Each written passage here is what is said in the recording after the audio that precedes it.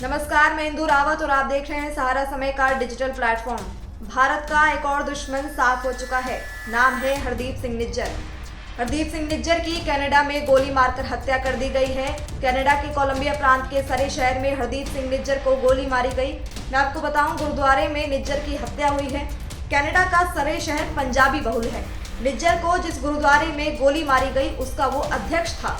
निज्जर ने भारत के खिलाफ खालिस्तानी आंदोलन भड़काने में बड़ी भूमिका निभाई थी।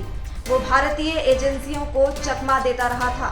मोस्ट वांटेड आतंकी हरदीप सिंह निज्जर की हत्या से खालिस्तान आंदोलन को बड़ा झटका लगा है।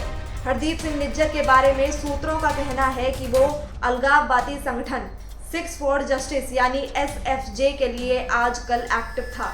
निज्जर ने कनाडा के ब्रैम्पटन में खालिस्तान के पक्ष में जनमत संग्रह के कार्यक्रम में अहम भूमिका भी निभाई थी। राष्ट्रीय जांच एजेंसी यानी NIA ने हरदीप सिंह निज्जर के खिलाफ आतंकी हमलों की साजिश रचने के मामले में कोर्ट में चार्जशीट भी दाखिल की थी। निज्जर पर NIA ने 10 लाख का इनाम भी घोषित किया था। भारत ने कई बार कनाडा की सरकार से निज्जर के खिलाफ कार्रवाई करने के लिए भी कहा था, लेकिन कनाडा में निज्जर खुलेआम घूम रहा था और वहां की सरकार या पुलिस ने उसे कभी गिरफ्तार करने की कोशिश तक नहीं की।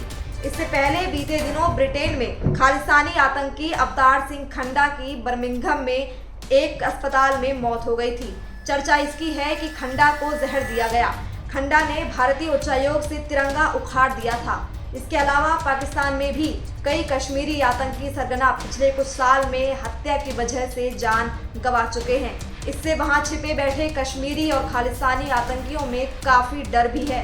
अब हरदीप सिंह निज्जर की हत्या के बाद भारत के खिलाफ साजिश रचने वाले एक और बड़े आतंकी का सफाया हो चुका है।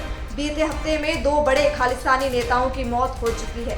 कुछ दिन पहले ही ब्रिटेन में एक और खालिस्तानी नेता अवतार सिंह खांडा की मौत हो गई थी। जैसा कि मैंने आपको बताया, अवतार सिंह खांडा खालिस्तान लिबरेशन फोर्स का ब्रिटेन चीफ था।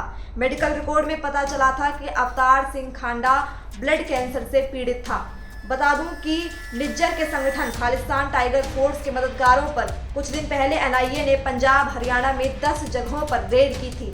KTF के लिए फंड जुटाने के अलावा बॉर्डर पार से हथियार, गोला बारूद और एक्सप्लोजिव की तस्करी की साजिश में शामिल होने के शक में ये रेड की गई थी।